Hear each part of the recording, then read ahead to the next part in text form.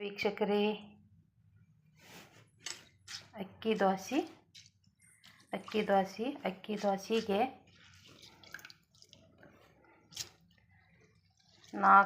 5 glass ಅಕ್ಕಿ ತೊಗೊಂಡಿನಿ.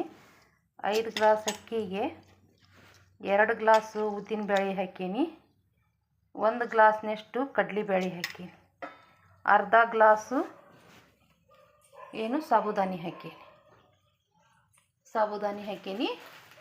ಇವಿಷ್ಟು ಅವಲಕ್ಕಿ ತಿರುವ ಮುಂದೆ ನೆನೆ ಹಾಕಿ ತಿರುಗಬೇಕು. ಅಕ್ಕಿಗೆ ಬೆಳಿಗ್ಗೆನ ನೆನೆ ಹಾಕಿದ್ದೆ. ಬೆಳಿಗ್ಗೆ ನೆನೆ ಹಾಕಿ ರಾತ್ರಿ ರುಬ್ಬಿಟ್ಟು ಇಡ್ತೇನೆ. ಈಗ ರುಬ್ಬಿಟ್ಟೆ ಅಂದ್ರೆ ಬೆಳಗ್ಗೆ ಮುಂಜಾನೆ ಏನಾಗ್ತತಿ, ಅದು ಹಿಟ್ಟು ಉಬ್ಬಿ ಬರ್ತತಿ. ರಾತ್ರಿ ಉಪ್ಪು ಹಾಕೋಂಗಿಲ್ಲ, ತಿನ್ನೋ ಸೋಡಾನು ಹಾಕೋಂಗಿಲ್ಲ. ನಾನು ಬೆಳಿಗ್ಗೆ ಮಾಡಬೇಕಾದ್ರೆ ತಿನ್ನೋ ಸೋಡಾ ಉಪ್ಪು ಹಾಕ್ತೀನಿ. ಎಷ್ಟು ಬೇಕು ನೋಡಿ ಅಷ್ಟು ಹಿಟ್ಟಿಗೆ ಉಪ್ಪು ತಿನ್ನೋ ಸೋಡಾ ಹಾಕ್ತೀನಿ.